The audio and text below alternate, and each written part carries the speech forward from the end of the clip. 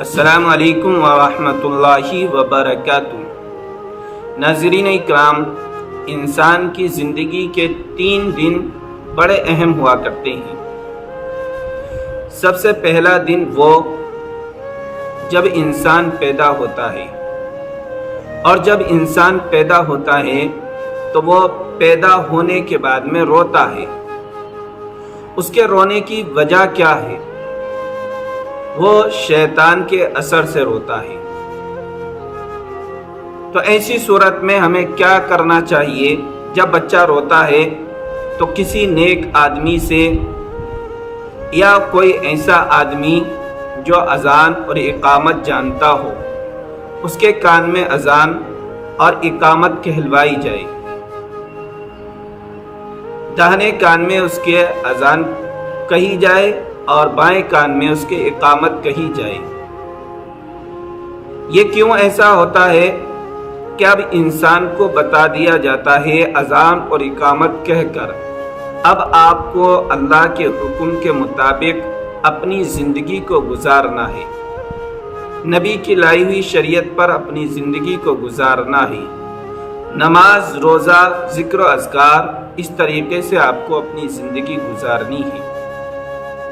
اور دوسرا طریقہ، دوسرا اہم دن وہ ہوتا ہے جب انسان اس دنیا سے رخصت ہوتا ہے، اس کا آخری وقت ہوتا ہے۔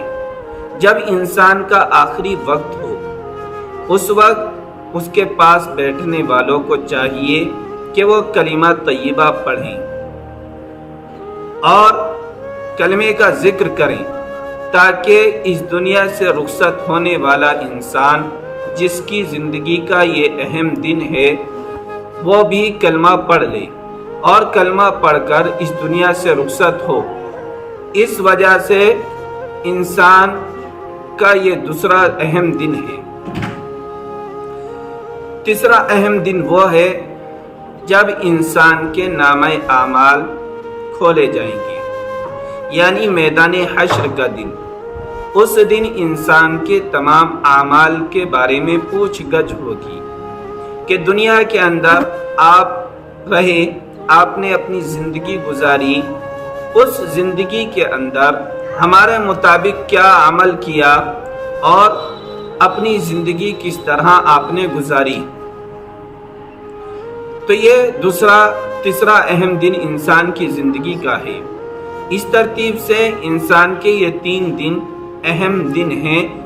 اس میں سب سے پہلے دن کے اندر اور مرنے تک انسان کو بتا دیا گیا کہ آپ کس طرح اپنی زندگی گزار سکتے ہیں، اللہ کے حکم کے مطابق اپنی زندگی کیسے گزاریں گے۔